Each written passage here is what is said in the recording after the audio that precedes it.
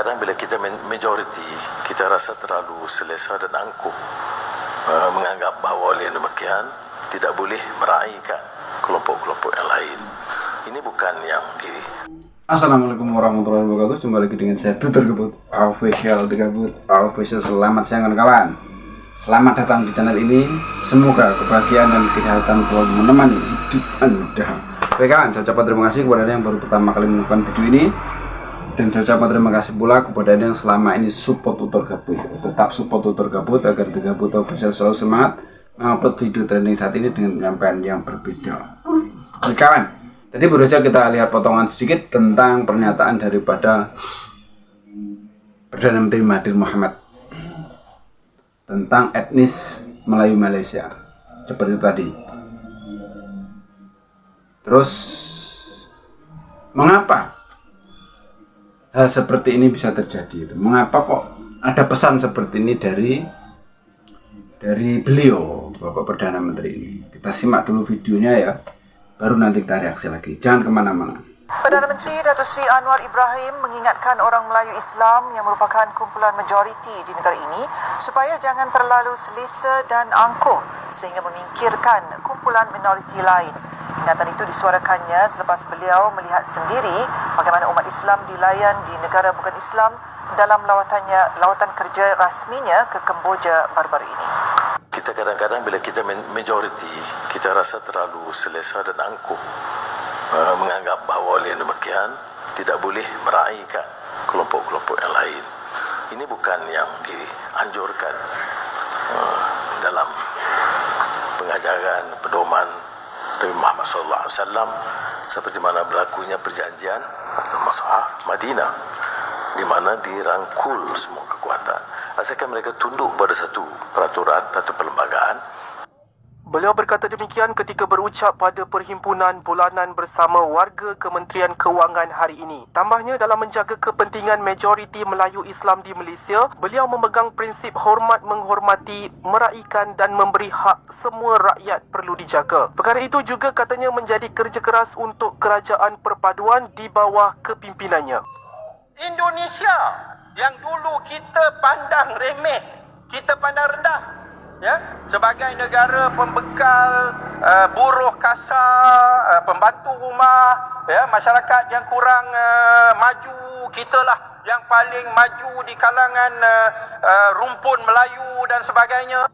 Bagian besar orang Melayu yang mentaliti mereka adalah konservatif, dan mentaliti ini adalah dipengaruhi terutama sekali oleh pandangan atau sikap feudal dan pandangan atau sikap perkauman.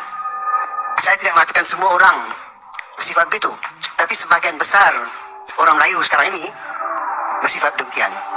Ini tertanam dalam mentaliti kita, membuatkan sifat feudal itu membuatkan kita sentiasa tunduk berkuasa raja. Tentang perkauman pula, kita dapati bahawa walaupun orang Melayu paling ramai di sini, negara ini, mereka mempunyai kuasa politik, akan tetapi malangnya mereka sentiasa dalam keadaan seolah-olah ketakutan diancam oleh golongan yang minoriti dalam negara ini. Dan oleh karena itu mereka kadang-kadang, pemimpin mereka kadang-kadang terutama sekali terkapai-kapai untuk mencari jalan macam mana nak memberikan kekuatan pada golongan mereka dan juga kepada diri mereka sendiri. Itu sebab mereka gunakan perkauman, itu sebab mereka gunakan agama. Masalah yang bertambah buruk sekarang ini.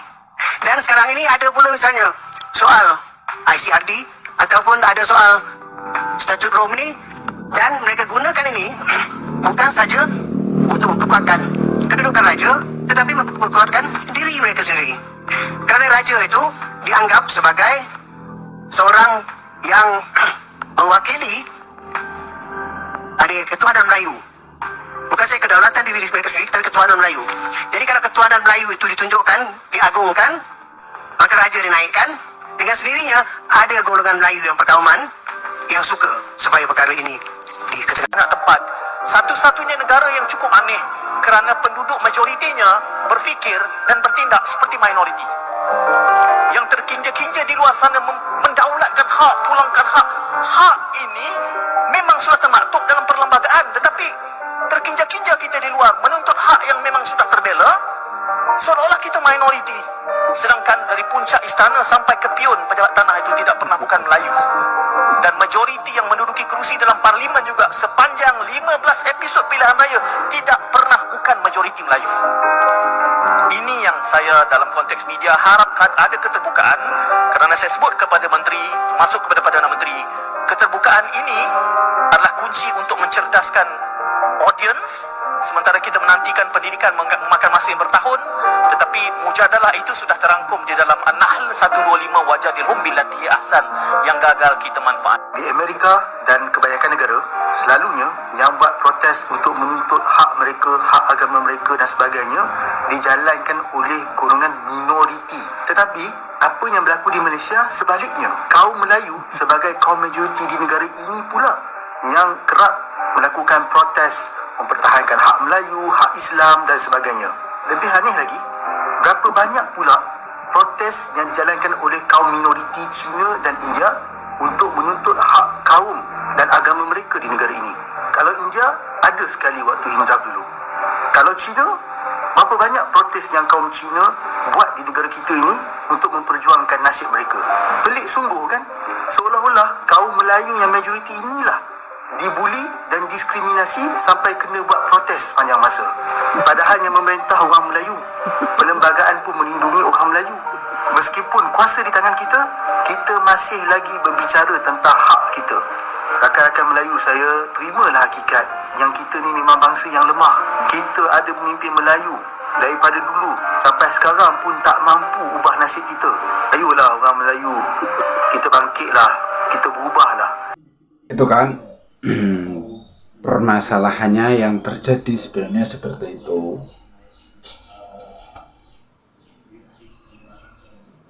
Dalam pemerintahan, undang-undang sebenarnya sudah melindungi mereka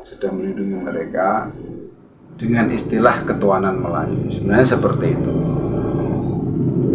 Tetapi fakta yang terjadi juga cukup mengherankan. Seperti yang dikatakan oleh anggota dewan tadi tuh, dari ujung atas sampai pion sebenarnya tuh Melayu, mayoritas daripada mereka. Tetapi mengapa di luaran tuh selalu menuntut hak? Sebenarnya seperti itu. Juga cukup mengherankan.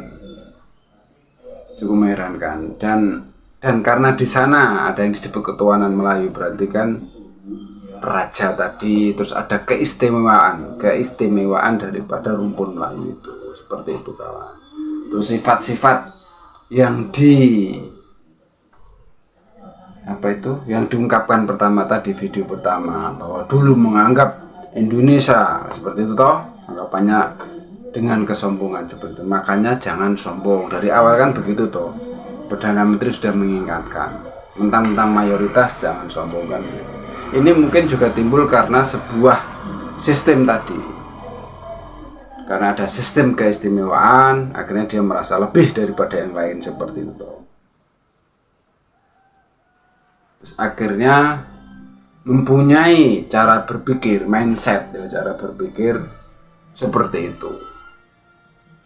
Cara berpikir seperti itu. Tadi kan menganggap bangsa Indonesia, menganggap orang lain lah, bukan bangsa Indonesia, mungkin bangsa yang lain juga dianggap seperti itu.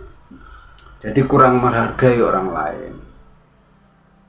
Sedangkan di kita, ya kalau di Indonesia kan tidak ada sistem ketuhanan, ya. Semua hak warga negara itu sama. Itu barangkali yang membedakan, dan kita juga harus bersyukur sebagai rakyat Indonesia, ya. Karena kan dengan adanya semua hak dibikin sama, tidak ada iri dengki di antara warga yang ada. Itu yang membedakan kita dengan Malaysia. Jadi mindset, pola pikir, cara berpikir itu akan mempengaruhi, ya kejadian jari ini mempengaruhi corak pola pikir kita gitu. Kan di sana dia ada ketuhanan, dia diistimewakan, nah kan pola pikirnya kan berubah loh. Karena merasa istimewa, merasa yang dia yang punya, akhirnya kan memandang rendah orang lain, itu yang tidak bagus. Sedangkan di Indonesia, ya Indonesia milik warga negara Indonesia gitu. Tidak peduli Anda sebagai minoritas atau Anda sebagai mayoritas. Yang mayoritas juga tidak ada keistimewaan. Kalau gitu di Indonesia kan. Mayoritas suku Indonesia adalah suku Jawa, tapi tidak ada keistimewaan, tidak ada perlindungan. Begitu. Jadi ya biasa saja gitu.